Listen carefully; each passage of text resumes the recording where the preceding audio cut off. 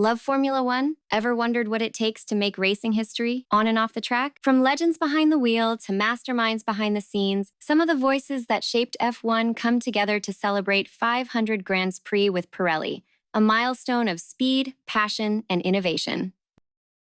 Welcome everyone to Box. This is a very special episode because in 2025, Formula One is celebrating its 75th anniversary. It is also a special moment for Pirelli, who at the Dutch Grand Prix celebrated its 500th World Championship Grand Prix. Nino Farina won the first ever F1 race at Silverstone in 1950 using Pirelli tyres, and the company is still winning at the top echelon today.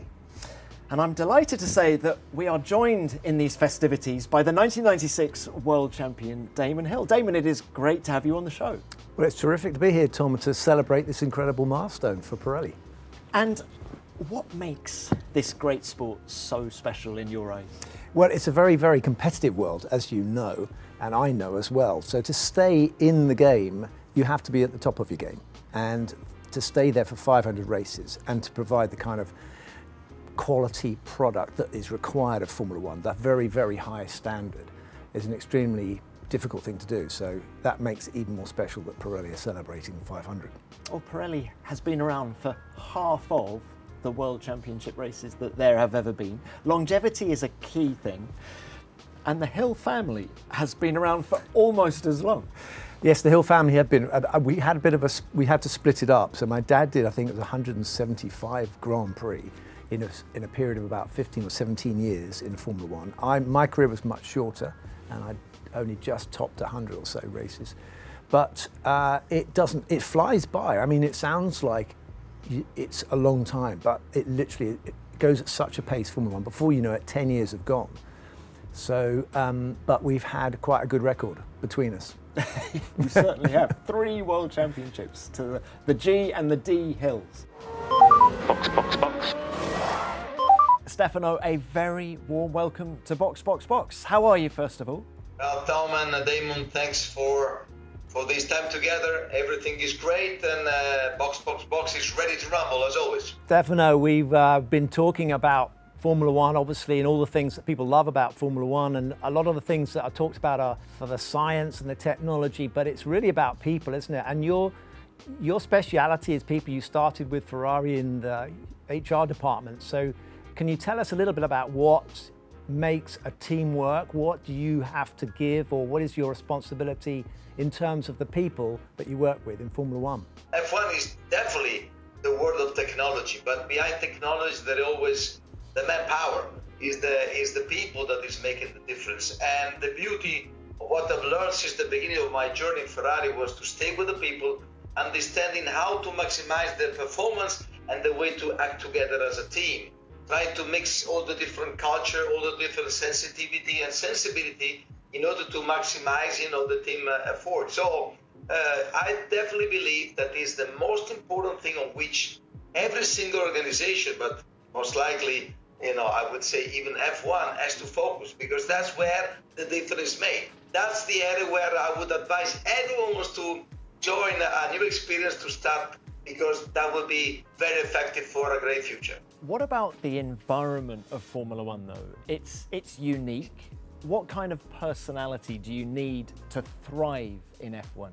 Well, you need to be resilient, you need to be strong, you need to be humble, you need to be energetic, you need to be a guy that is able to capture all the different elements that are around you. But of course, you need to be passionate about this sport, because this sport requires a lot of intense and hard job. It requires a lot of time dedicated to that, and therefore it's a mix of all these characteristics that are the right one, in my opinion, that are needed if you want to be a protagonist in the F1 environment. Stefano, I've never had the good fortune of being under your management in a team of yours, but you obviously are a good leader, but there must be some people that have inspired you. Can you think of any particular people in Formula One that you've worked with who have lifted you up and got the best out of you, and you have tried to emulate their qualities?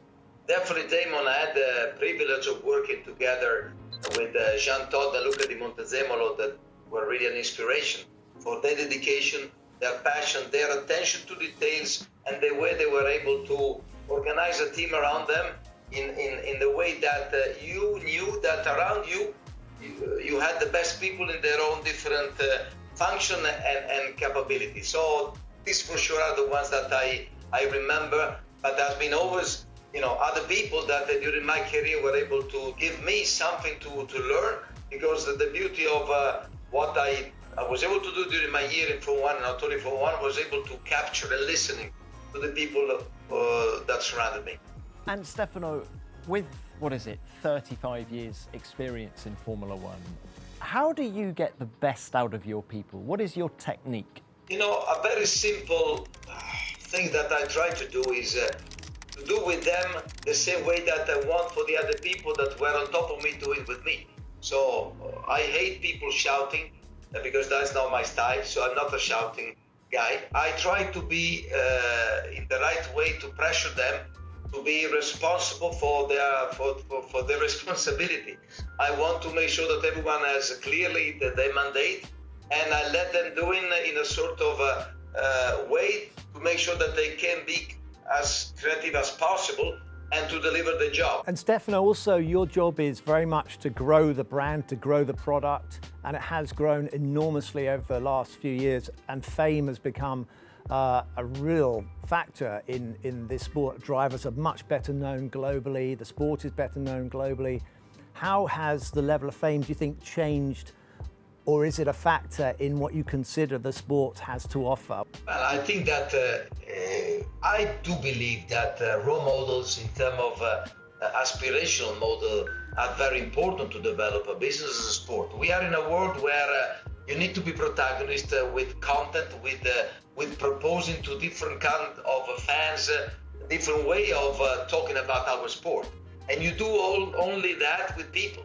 And this is the reason why I do believe that we are embracing this growth in different fields, because we try to be transversal in our growth. And there is not only the super avid fans that knows every single thing better than us maybe sometimes, but there are new people that are embracing the passion of our sport. Needs to be to whom we need to make sure that we speak a language they understand. And that's the only way that we can capture their attention. So that's the beauty of today. That's the beauty of our growth. We never stop. I always said to my people and to our team and to our stakeholders, we need to think big. And that's what I'm trying to shape together, as always, with the help of the people that surround me. Now, the drivers, Stefano, they're the stars of the show. How do they influence and shape a team? They are relevant, they are crucial. I always said, I do believe that they represent our jewels. And the jewels are different. And that's what I like. They have to be different in terms of personality, in terms of approach, in terms of characteristic. And on that, I do believe that the way that we are engaging with them is great, because everyone has his own way to connect. They understand now, some more, some less, but honestly, as I said, I need to have the bigger picture, that they are not only drivers, they are not only Formula 1 drivers, they are not only few in the world that are driving, they are bigger because represent a world that is impressive today. If you want to be not only a world champion that will be remembered for what you achieve on the track, you need to be a world champion also to be able to attract people, to be able to understand that today F1 driver is something bigger than what it was maybe before, and maybe Damon can have some comment on that, because he had everything before and after and now, and understand that now it's definitely different. Well, you touched on my next question a bit there, Stefano, because Formula One is change. We're now celebrating 75 years this year of Formula One. So much has changed, but in some senses, there's always still the core of the sport that we love. What is the next 25 years going to contain? What have we got to look forward to? How is the sport going to change for the future? I would say definitely, today we're talking about AI, about augmented reality, about the human being will be always at the center of a sport. The difference will be always done with different tools, with different information, with different technology, but will be always done by the people. That I can guarantee to you, because that's really the essence of what we're doing. Now, Stefano, talking about AI, I think you'll be familiar with this next bit of the show. Taya here has a question for you, and her question is... Who is the most impressive person you've ever worked with? My father. I never worked with him, but I always had his as an inspiration, as a model of professionality, dedication, respect. So I say my father. That's a wonderful answer.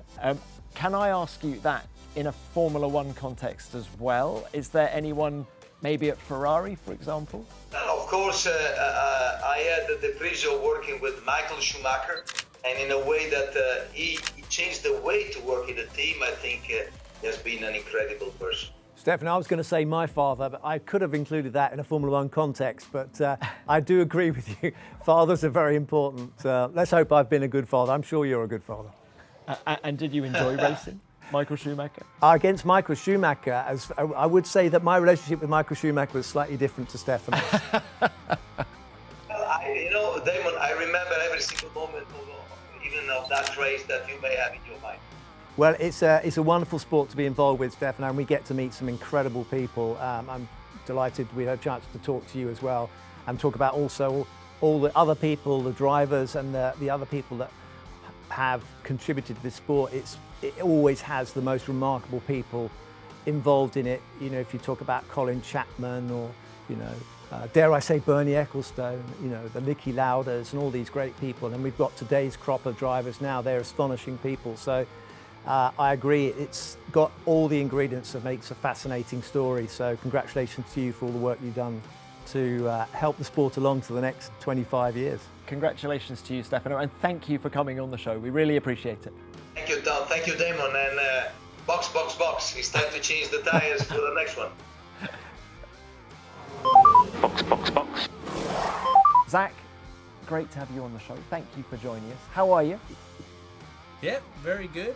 Ready for more racing. Zak, we want to talk to you about brands because you are the brand man in Formula One, aren't you? That's your life is marketing and so forth. But before we get into that, you're also a car collector, and I know you've got quite a few championship-winning cars and so forth. And I don't know, have you got one of my dad's cars?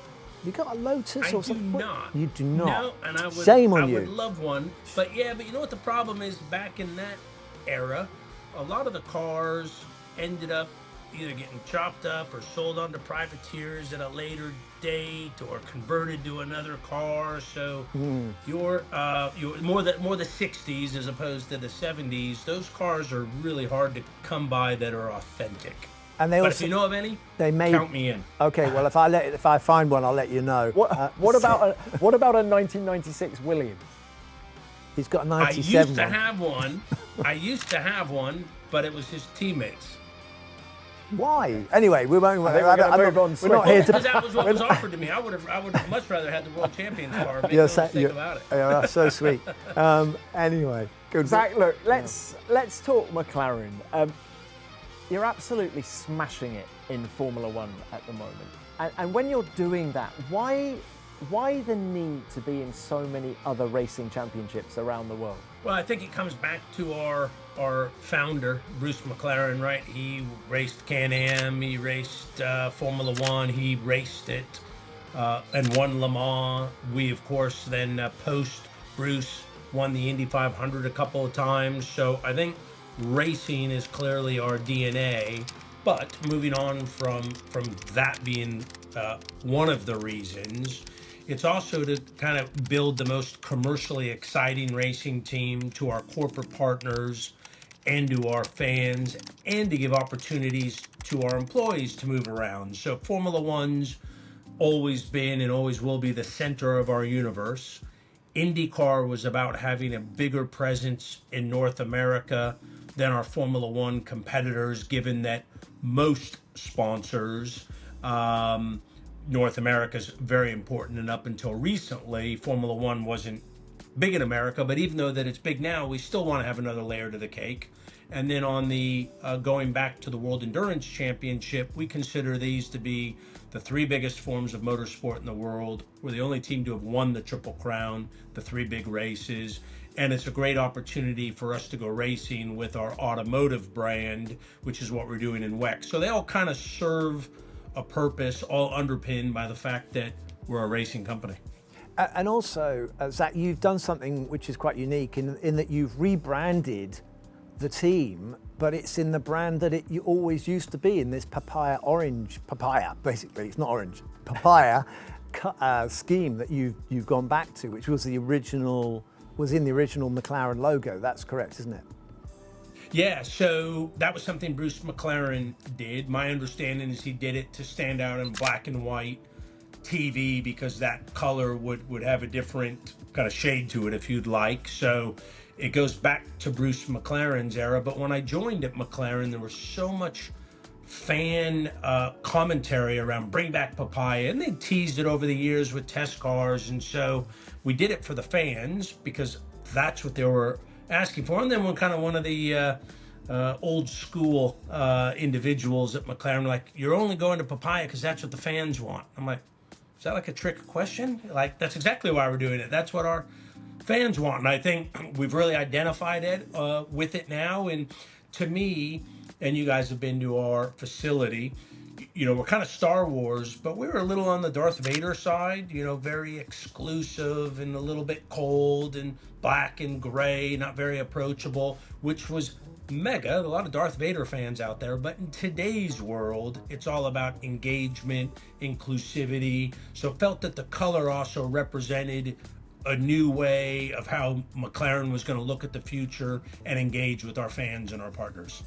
Zak, so that's part of your brand identity, isn't it? But you, how much is it down to you, do you think, that you shaped this new McLaren? Is it something that you always had in mind when you took up the job? It is something that I always had in mind. I consider myself to be one of the biggest fans in the history of motorsports, and I know some of my... We can confirm that. Where you are, Def, don't worry about that. Your position is safe. And some of my peers choose to poke a little bit of fun at that. I'm not embarrassed by that at all. I've been a fan of Formula One since I went to my first race in 1981, the Long Beach Grand Prix. So I try and think about that experience I had when I met that first racing driver, I saw the first racing car, and how much that still sticks with me today. So I feel an obligation makes it sound like I wouldn't want to do it. It's more a privilege than an obligation to be able to share how cool our sport is, how cool McLaren is, how cool our drivers are with our fans. So I just kind of take a very fan-centric approach of what would it have been like, and you think about today's digital age, you can go on to Twitch now and watch Lando or Oscar do esports and text. How cool it would have been when I was watching you race. All I had was the benefit of watching TV. If I could have actually kind of went in your living room as you were doing a sim, I mean, maybe that's a bit spooky, and be able to text you and ask you questions, what awesome engagement that is. And so I've just tried to embrace that as a philosophy, but it's the team who's been doing the executing. Our marketing team is as good as our racing team. So the McLaren brand is growing, but so is Formula One. We've seen a huge surge in certainly the last 5 years, haven't we? So what happens next? How does Formula One continue to grow? Is it all about sport, or do we need to put a capital E on entertainment now? Well, I've always been a little confused by why people don't see that as one and the same. Anything you buy a ticket to go sit in a grandstand and watch is entertainment. And that could be a movie, a fireworks show, a rock concert, a Formula One race. Now, I guess maybe people mean if we start doing things to make racing more entertaining that are artificial to the sport. I'm not a fan of that. Let's throw a artificial safety car to bunch up the field to give it I'm not game with that. Okay. But as far no as sprinklers. No sprinklers, nothing that takes away from the sport, but sport is fundamentally entertainment. And, I embrace the different countries we go to. I know when we go to Miami and you do it the North American way, that's a lot different than when you go to China or Abu Dhabi or pick a country. But I think we want to embrace these different cultures because that's how the US does it, that's how China does it, that's how Hungary does it, etc. So I think what we need to keep doing is what we're doing because it's working.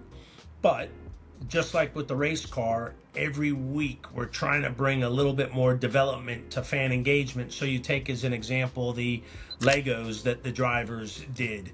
They loved it. Right, and that was entertainment. And I think they all went from, well, what do we got to do to, it's probably one of the more entertaining driver parades. So I think the sport now, really for the first time, is really focused on the fan. We recognize the fan is the most important consumer in Formula One because without fans, you don't have TV broadcasts, you don't have podcasts, you don't have sponsors. So I think the sport is now very focused on the fan. We need to continue to do that.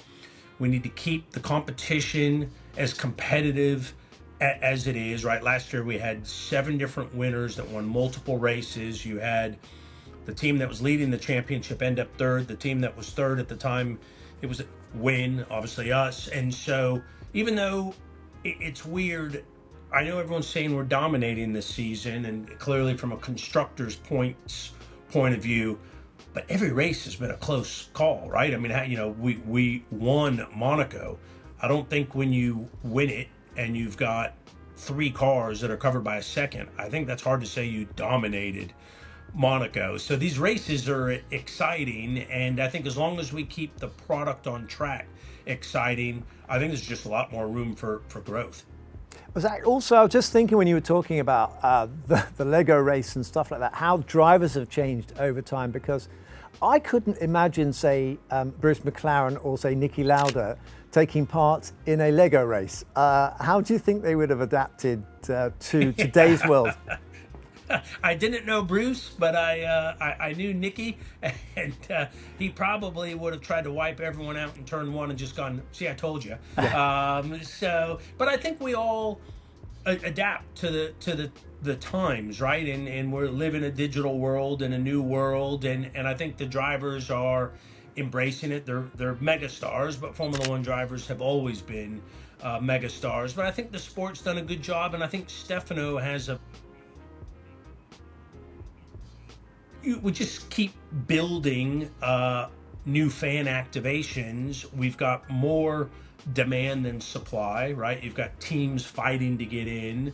You've got Grand Prix calendar that's maxed out, so we're going to probably get into some sort of rotational schedule with some races. You've got media outlets fighting for Formula One, and we've got sponsors unlike we've ever seen in the sport. So I think let's not fix what's clearly not broken. Let's just keep doing what we're doing. Well, the future looks rosy. Zak, it has been wonderful to have you on the show. Thank you for your thoughts.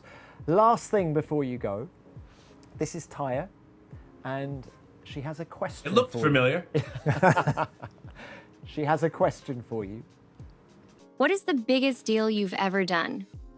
It was the biggest at the time, but to this day, I would still say it was the best deal.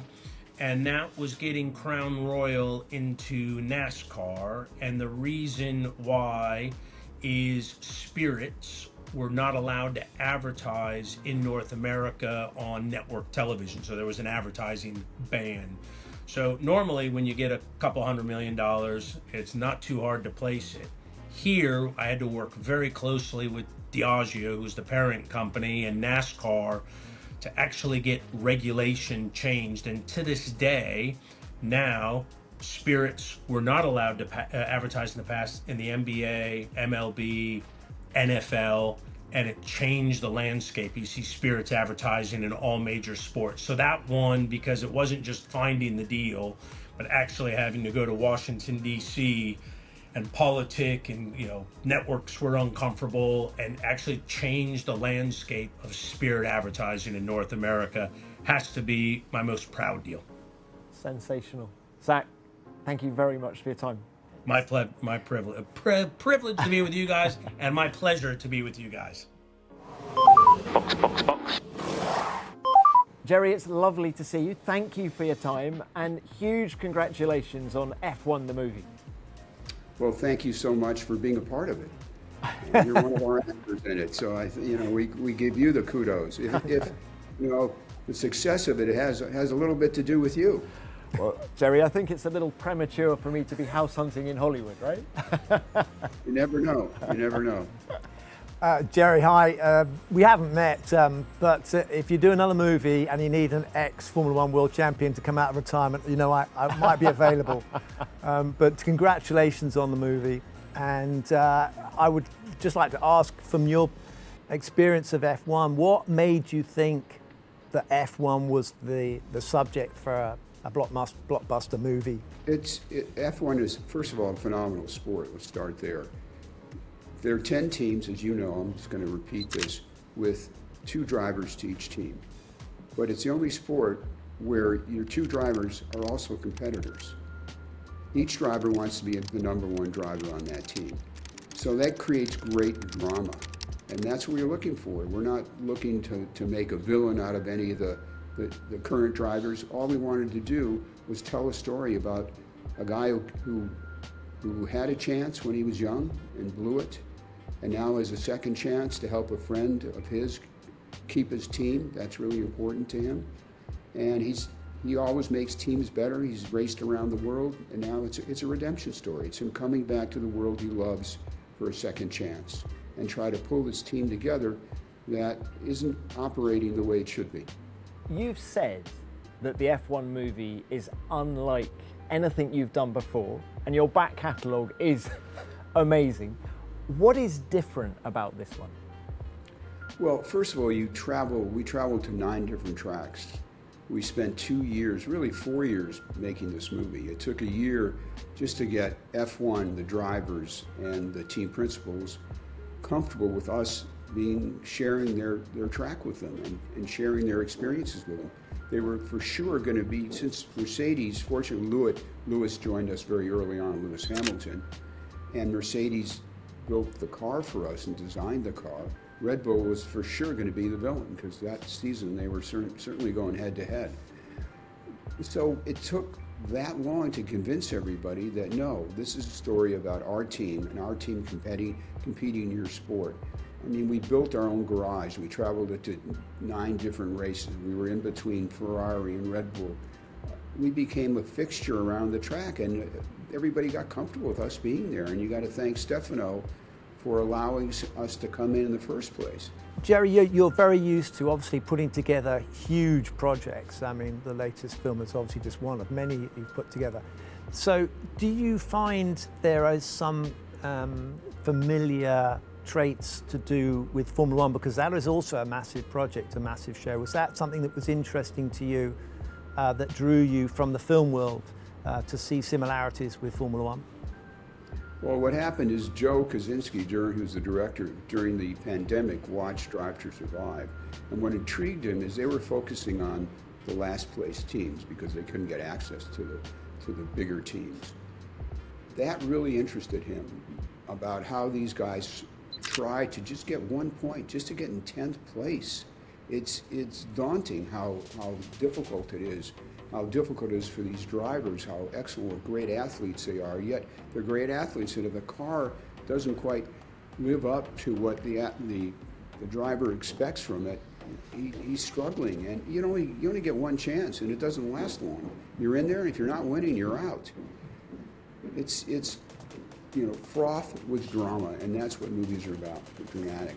And this gives you a great emotional story about, it's kind of Rocky-esque, where he joins this team which can't even get a tire changed in the right amount of time, and kind of pulls everybody together to try to win a race. You mentioned Rocky, but I want to mention Days of Thunder, one of your films, Jerry. Just how much has the landscape moved on since the 90s? How different was the experience of making this F1 movie compared to Days of Thunder? Well, we didn't travel the circuit like we did on this one. We actually went and filmed in every race. The difference is the technology. The technology that we have now is leaps and bounds over what we had 35 years ago. Just the cameras themselves have gotten smaller since Top Gun. They're a third the size, and Sony built these cameras for us. That is a big part of it. And also Joe and his technicians created a camera that can pan. So it can pan from one driver to the car passing remotely. So we put antennas all around the track so he can get that kind of excitement of being on Brad's face and watching another driver pass him. And Jerry, I don't think a lot of people maybe don't realize this, but you were talking about how you were on site. So a lot of it is real action, and a lot of the track action is real. The drivers, the actors, I should say, both had to learn to drive real racing cars on real tracks. So that was a big risk, wasn't it? I mean, did you feel nervous about that? Yeah, I'm nervous about everything, so that just adds to the list. But the way Joe and Brad designed the movie is Brad wasn't going to do it unless it was going to be for real. No, blue screen or visual effects so he couldn't drive the car. And so we have to drive these cars.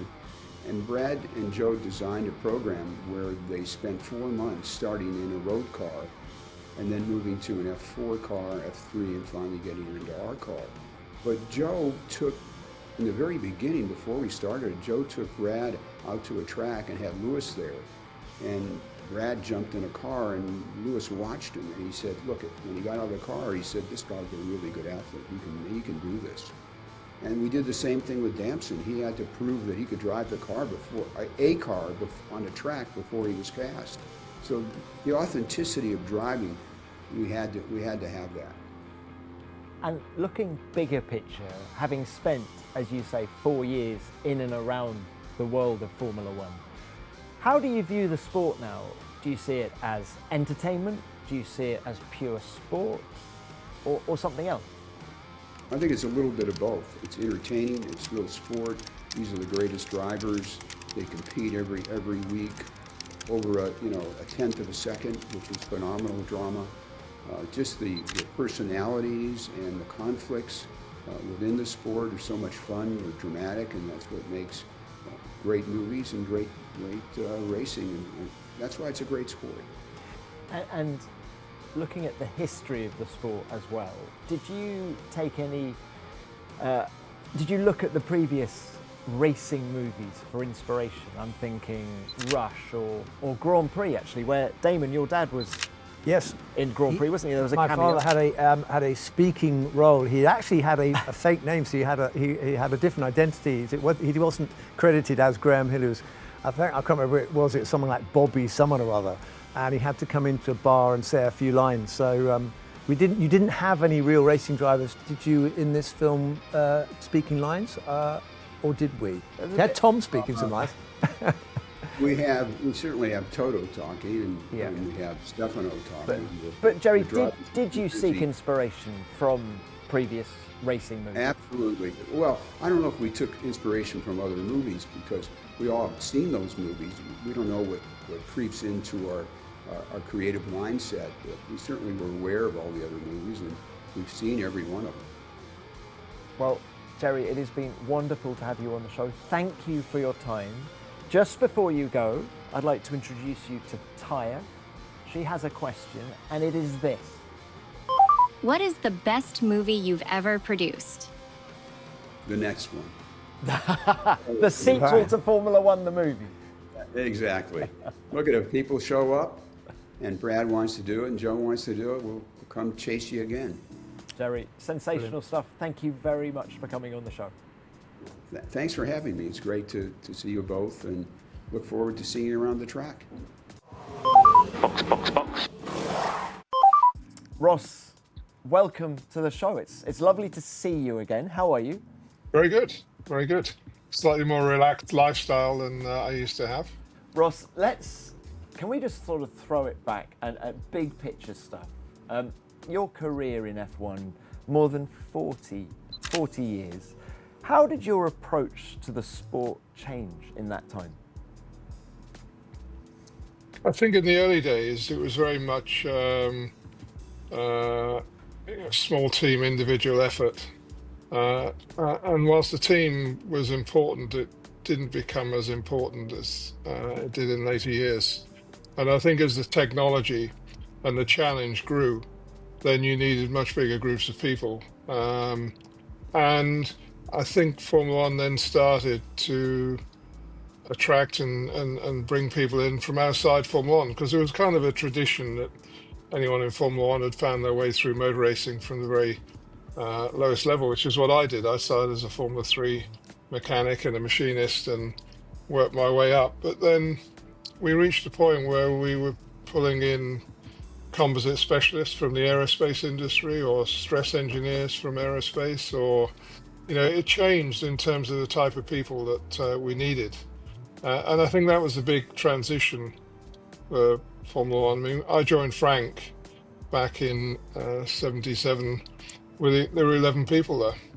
So you can imagine with 11, how you ran a Formula One team. I mean, that doesn't cover the catering now for a Formula One team. And Frank did actually grow to about 200 by the time I left, but Formula One teams are 1,000 people plus someone supplying the engine. So it's, the draw of people into Formula One is completely different now to how it used to be.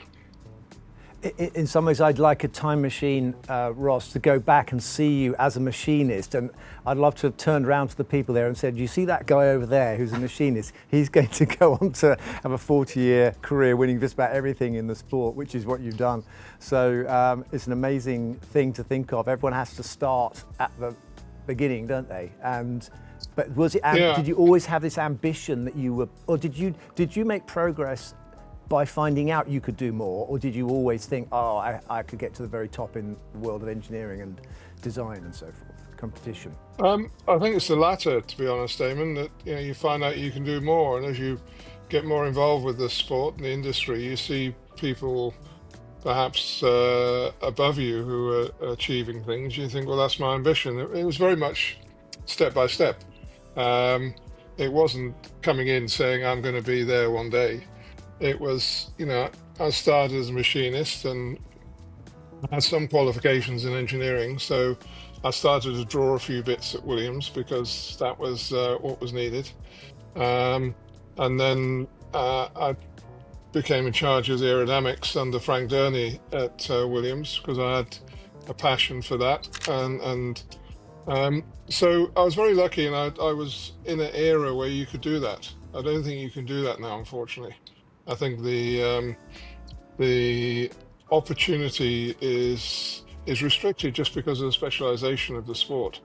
So, but yeah, there was step by step, as I reached each level when the opportunity came along. And I do occasional talks to colleges, and I often say your education and your attitude is just preparing you for that lucky day you get the opportunity. Because you never know what's going to come. So if you've got the right attitude and you've got some experience and that opportunity comes, you can take it. If you don't have those things, then you're not going to have. So people talk about luck, but it's preparation waiting for an opportunity. You talk about specialization. Do you think there's less creativity now than there was 20 years ago, for example? There's less individual creativity. We think of some of what were perceived as the big inventions in Formula One, so ground effect, or the fan car with Gordon, or active suspension, or they were almost the creation of individuals who had the vision to see those things. And I think the regulations gave more scope. Goodness knows where we would be with an F1 car if we had unlimited regulations. I mean, the driver, quite honestly, would be relatively insignificant because the systems that were being developed with four-wheel steer, ABS, traction control, all sorts of things meant. And I think we have to recognize that sport is a balance between technology and the ability of the driver. So I think we're at the right sort of balance, and it always needs adjusting as things progress. But so I think the creativity now is in a myriad of smaller things. thousands of smaller things that are all really optimized to function well, both as part of a system and individually. So that's where the creativity is. And when you walk around the Formula One car now, and you see every little detail that's been optimized, that's the creativity. It's not a big thing like a ground effect underwing. And you've ranged in your career, Ross, through growing, I suppose, growing out of having done so much and won so much. You moved out into looking at the regulations and formulating new regulations and so forth. So you're able to look back and say, okay, there was a time when, was there a sweet spot? What was the part of your career where you thought everything was just perfect? Was it F1, or was it even in Le Mans with the success you had in sports cars? Sports cars were an interesting sort of sojourn off, a break, if you like, from Formula One, because suddenly I went into a branch of motorsport where the regulations were pretty loose because they hadn't been challenged quite in the way that happens in Formula One. In Formula One, you've got all the teams really trying to nail down what they can do in the regulations. And when I went into sports cars, I was pleasantly surprised how loose the regulations were. I think it had to change because obviously once one person exploits them, everyone starts to exploit them. So, sweet spot. I don't know. I think you're always looking for the next phase, the next stage, the next. I mean, I don't know about you, Damon, but whenever we won a race, I couldn't relax until we got through scrutineering and we got through all the post-race checks and we didn't get protested. I never enjoyed a win until about 2 or 3 hours after the flag had dropped. So it's the getting there, not the arriving. It's the process of always building on what you've done. Yeah. Yeah, I sometimes refer to it as spinning plates. Yeah. A successful Grand Prix team is 20 spinning plates, and if you stop spinning the stick, they'll fall down and crash. So you're running around trying to spin all the plates all the time. Interesting. And that to me was how a Formula One team worked. Can we nail down this sweet spot though? Was it 2004, that sensational season with Ferrari? Yeah, I mean, I've been very lucky to have enjoyed several great championships, and there was definitely a period when Ferrari was almost as good as it could get. I couldn't see how we could make it any better. We had a brilliant car, we had a technical team that was singing, and all the crew were great, drivers top class. It was difficult to see how it got any better, and then of course we got nailed by the tyre rule change. That was the one thing I didn't see coming.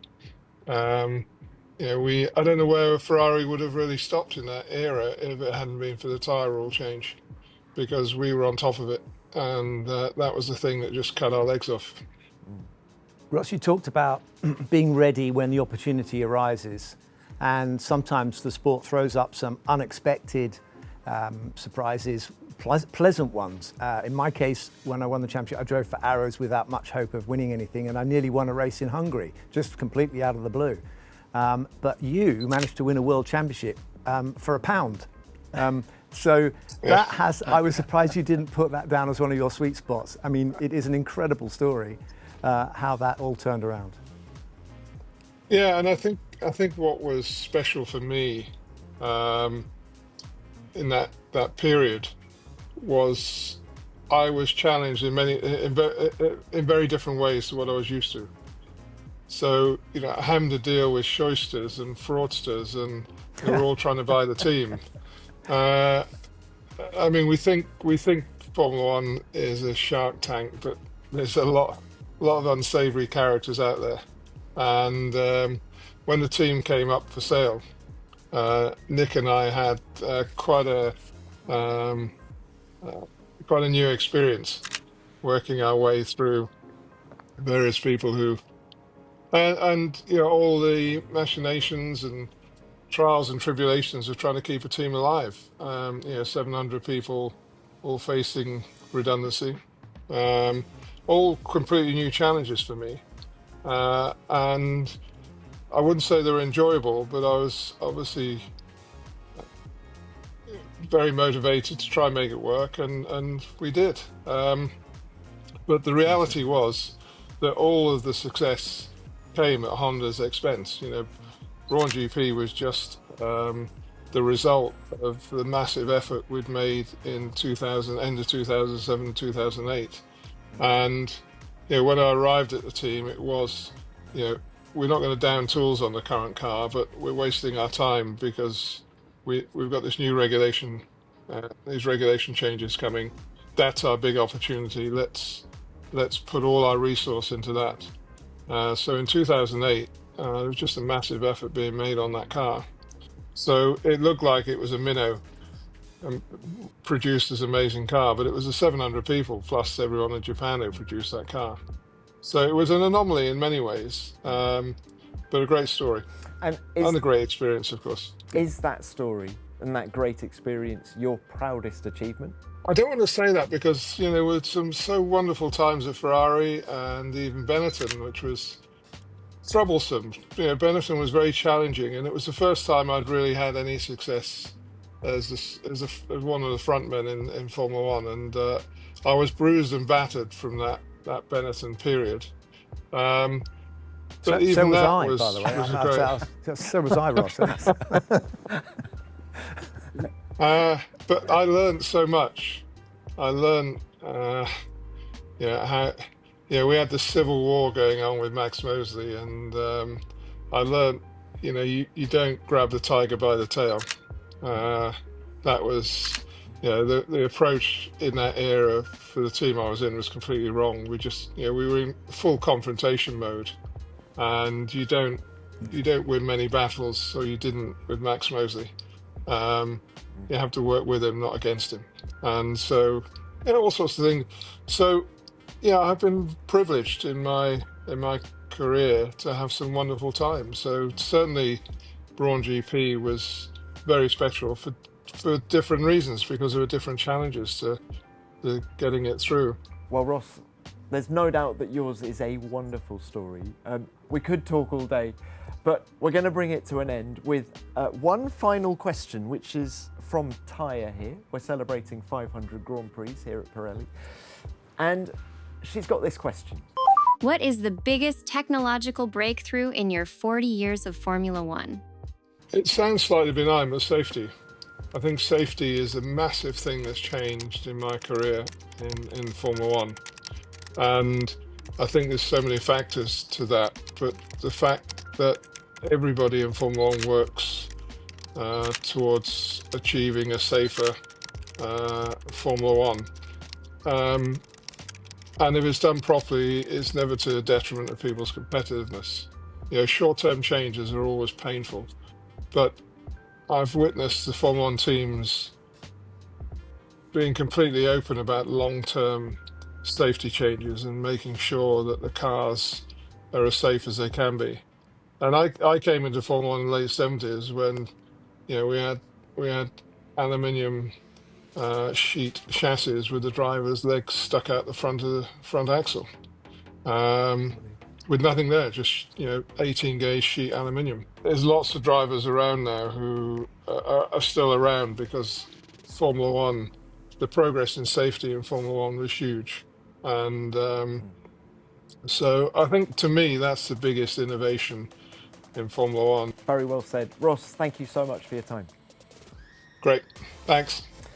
Box. Mario, a very warm welcome to the show. It is wonderful to have you and Damon together, two world champions on the same show. Well, thank you. Thank you for having me. I feel privileged. Well, Mario, I have to say, I am not worthy. And when Tom mentions me in the same breath as yourself, I have to say, I do feel a little bit of an inferior person, because, I mean, your reputation and your record is so astonishing. You've won everything there is to win in motorsport. So it's great to have you on here. We're gonna pick your brains a little bit about how it was back then and how things have changed now. And I suppose we could kick off with, what do you think of Formula One today? Is it something you'd love to do? Well, actually, I wish I was about 50 years younger or even more. and be part of it, quite honestly. Yeah, I mean, Formula One is in a very good place right now, no question, worldwide, and has picked up tremendously here in the United States, as we said this many times. And this is a factor that was never enjoyed here ever. Again, yes, it's at a good place. Mario, how have racing drivers changed over the duration of the Formula One World Championship? Your first race, 1968. You know, do you think Max Verstappen today would be competitive in a Lotus in 1968? Oh, absolutely. Yeah. You know, Tom, I've said this so many times, and I know, I believe absolutely that today's champions would have been champions at any of the other decades previously, and vice versa, quite honestly. I think the human element is that important, and if it's important today, it just obviously it all depends on what is at your disposal. But Damon knows very well that if you have the equipment that's capable, it's up to the individual to extract the maximum. That's the thing, you know. That and sometimes because of the diversity in the Formula One team, it's not a spec series. Sometimes you cannot totally evaluate the level of competence, you know, in some of the drivers that are with some of the teams that have not been coming. So in that respect, that's the way it's always been, and it will be as long as you don't have a spec series, like, you know, the cars being pretty much the same.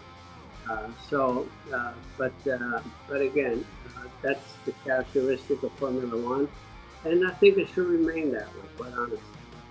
Mario, I think I agree with you about the ability. If you put anyone in from any era into a racing car, they would be quick on pure talent. I think it's something that drivers will adapt. They have an aptitude. But one thing perhaps they won't do, or today's drivers don't have, that you had to deal with, which was the extreme danger of the sport. And Sterling Moss famously said that the danger was the spice of the sport. It was the thing that made it an extra special discipline. What do you feel about, how did you cope with the risk? Because it was very, very dangerous when you were racing. Well, Damon, we didn't know any better. At the time, we thought we were at, operating with the very best equipment that could be available, safety-wise and so forth. We always knew that the sport could be very cruel. We knew that because things were happening, you know, every other weekend. But over the decades, I've lost, some of my closest friends throughout, and the question was many times posed to me and said, how can you keep going? You have a young family and everything else. Well, the only way that I could operate in that environment was not to deal with the negative, not to deal with the negative side. And I know what happened to my twin brother, that at the end of the first season, the accident he had determined his career and his life. So I had plenty of examples around me that would justify me saying, you know what, I've seen enough and blah, blah, blah. But I think my love, passion, absolute passion for driving, for the sport, to be in the sport, just overcame all of that potential negative. To me, was just being able to pursue my dream, and things were going pretty much every season. At the end of every season, I had a boost somewhere to give me, you know what, cannot wait for the next season and all that. And that's and to me, the most difficult part was to all of a sudden decide that, you know what, I think before things start going really the other way, I better just give it up. And I was, at that time, when I came out of an open wheel car, I was 54 years old. Damon, can I put it to you? Would you have raced in the 60s with Mario? Well, I think Mario made a very good point by saying it was all they knew. You know, they didn't know any better, and it was how it was. And I think that's probably the answer to it. I think the appeal of racing, even if you race pre-war cars, and they were really dangerous, and people would fall out of the car, you know, it was that bad. I think it's the excitement, the attraction of it, the thrill of it, and also the discipline that Mario's been talking about that fulfilled him. So I think I can't answer. I wouldn't want to go back now myself and drive the very dangerous cars. I got to the point where I didn't want to take any more risks. I thought I'd been lucky I'm going to get out in one piece. But it is very, very appealing. And Mario, I've got one more question I think I wanted to talk about, which was you talked once about natural drivers. I think it was you, tell me if this is correct, but someone asked you if they thought about some drivers being a natural driver or not. And you said, I don't know, I've never seen a baby born with a steering wheel in its hand. Is that a correct quote, or was that someone else who said that? Well, here's the thing. I still don't know why, along with my brother Aldo, we just became attracted to this sort of thing where there was nothing going on, you know, within the family, except we had an uncle that was actually motorcycles and all that. Always had this goggles and helmet, you know, it looked cool. And as I said this a million times, when I was just a young teenager, that's when Formula One became official. Became official. And as fate would have it, it was Alfa Romeo, was Nino Farina who won, I think, the first, I don't know if it was a championship and so on and so forth, but I know, I just looked at that photo yesterday in my phone of Farina winning a Silverstone in 1951. And in an Alfa Romeo, in a car that I drove, actually, when I was testing at Balocco, when I was with Alfa, I asked them to bring it out of the museum, and I drove it around, and I had it sideways and everything. You know, you can see that it captured my imagination early on.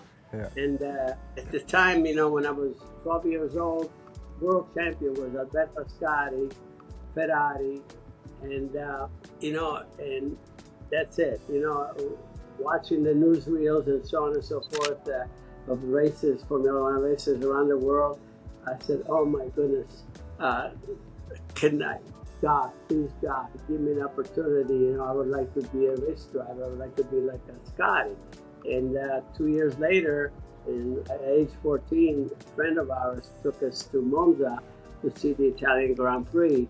And then I saw Formula One firsthand, you know, with Fangio, Moss, Kling, and all the, you know, the champions of the moment. And I said, oh my goodness, you know, the mold was cast at that point. You know, the impossible dream was there. And that's how it all started for me. And Mario, you achieved the impossible dream. It's so clear, Mario, your Italianness, your love of the sport, your passion comes through, I think, in hearing you talking about your racing. It was, you know, the romance, if you like, of the sport as well seems to strike. You're a tifosi, really, aren't you, deep down? Tifoso, big tifoso, grande tifoso. Mario, it has been so wonderful to chat. I've got one final question for you, and it's this. Who was the fastest driver you ever raced? That's a very interesting one. They were all slower than him, Tom. I don't think there's just one that I could come up with, honestly. But as soon as this interview is over, I'll come up with it. Well, I could suggest Graham Hill. Of course, you were teammates with my dad at Watkins Glen, Yeah, I think, in 1968. But I love your how would dad. that go? I loved your dad. Brilliant. Great man, friend and a great competitor.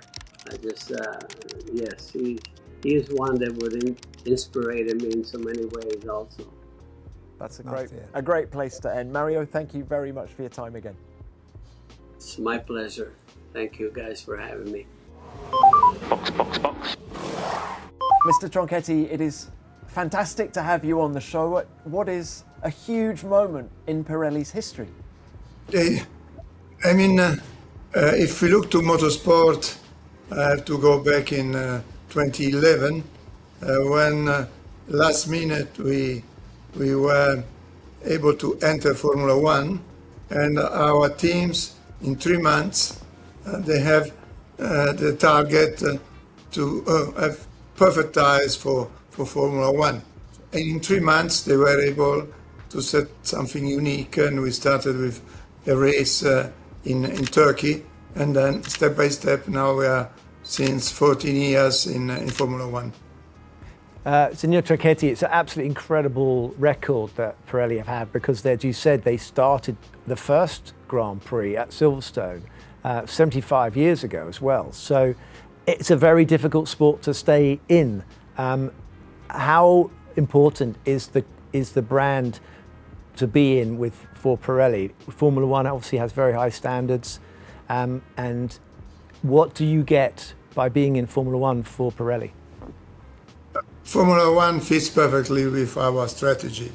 In the middle of the 90s, we decided to concentrate our energies R&D in the high end, in the very high end of the cars, which means achieve as a leader a target of 50% of the market for Ferrari, Lamborghini, Aston Martin, Bentley, Porsche, and now we got it.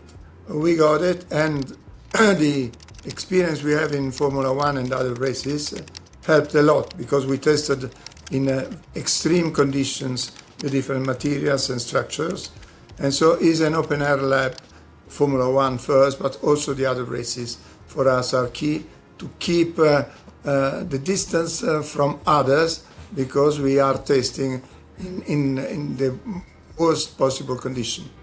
It's really interesting that you talk about the other championships. Pirelli is involved in more than 300 championships around the world. How does racing improve the end product? I give you an example that is a recent example, but proof how it is important to be in Formula One and other races.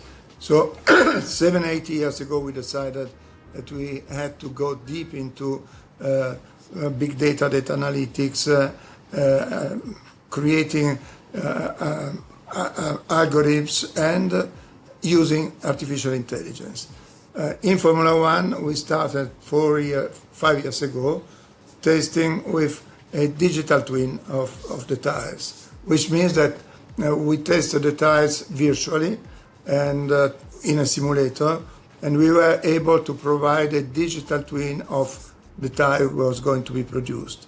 And now we use the same technology to produce the tires for car makers. So we don't touch the ground, if not at the very last minute, when the tire is ready. And the time of development is down from 3 years to 2 years. And I think in a few years we'll go down to 1 year. So all the experiences we have are now getting to a data lake, and motorsport is part of this game, an important part, because it's providing the most extreme experiences and to have the best possible formula for the next tires, for passenger tires. Signor Tronchetti, I get the sense that you're a very competitive person. That's all fascinating stuff you just told us, and it only comes from wanting to be the best, wanting to be in front. Would you describe yourself as a very competitive person, and is that important in your position for Pirelli? I am competitive. I mean, I love sports. I love champions. So I'm attracted by the quality of people. This is worth in R&D or a driver or a tennis player. And I think all these images of champions are fitting with Pirelli. So we target the highest possible let's say, formula for our tires, and we are close to the champions also in America's Cup. So whatever is competition, we want to win or to be together with the winners and see the qualities, because there are a lot of similitudes between a researcher in Pirelli and a champion as a driver. So to be the number one, you need to have something different. And you know better than I know that also the history of Formula One is based on very special people that have been able to be more competitive than others. That's a relief for you, Damon. Mr. Tronchetti loves champions. I did feel quite pleased with myself when he said that. So, thank you.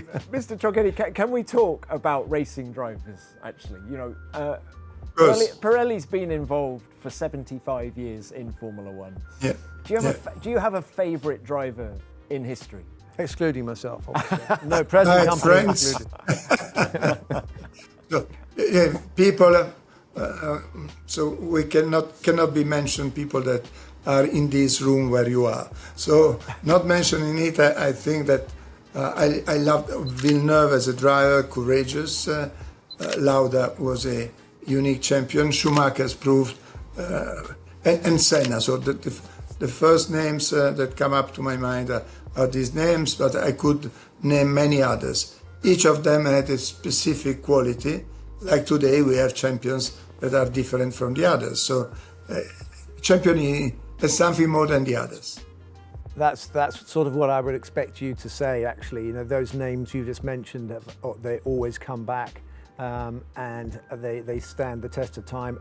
Can we talk about bigger picture, sport in general? Pirelli is involved, we've touched on it, but in so many sports, not just motorsport. Mm. What makes motorsport unique? Is it a sport? Is it entertainment? Is it a technology exercise? What is it about motorsport?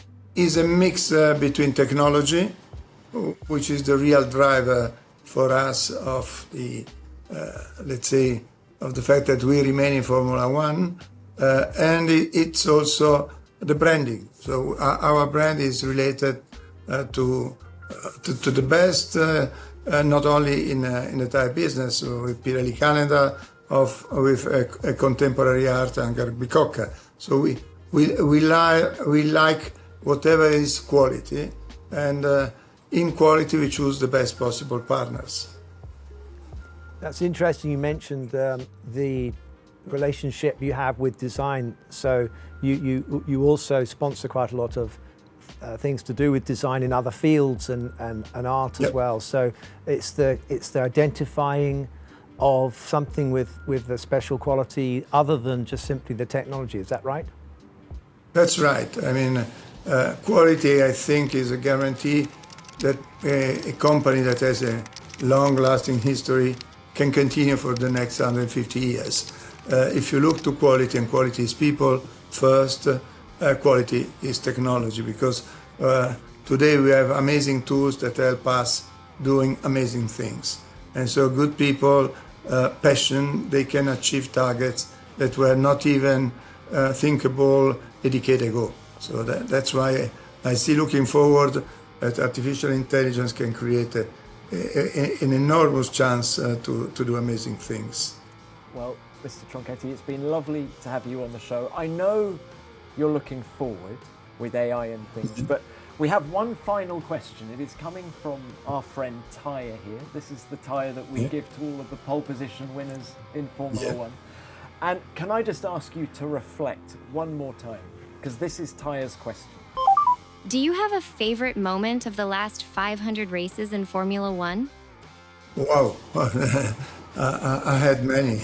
I had some of them that are bad memories, but most of them are positive.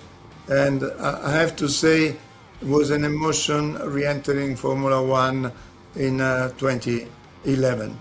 So that was really something unique, because we had to perform. We did proof just a couple of months, and then to see the achievement was a satisfaction and also an emotion because the risks were there, but our people did an amazing job. So thanks to these people, we were able to continue to grow and to have technologies that are outstanding. Fantastic. Thank you very much for your time. Thank you. And here's to the next 500 race. Thank you. Ciao. Thank you very much. Great. Bye-bye. Bye-bye. Was absolutely incredible because it was really super great. Sorry, I don't know why it came in this one. Can we repeat again the question? Sorry for that. Important call. Okay. Who calls See, you that when is it's my ringtone. Good stuff. Stefano, that was brilliant. Thank you so much. We're at Pirelli HQ. Yeah, we've been watching how they test the tyres on the rigs. I mean, I feel I should be calling you Sir Mario Andretti. I don't know.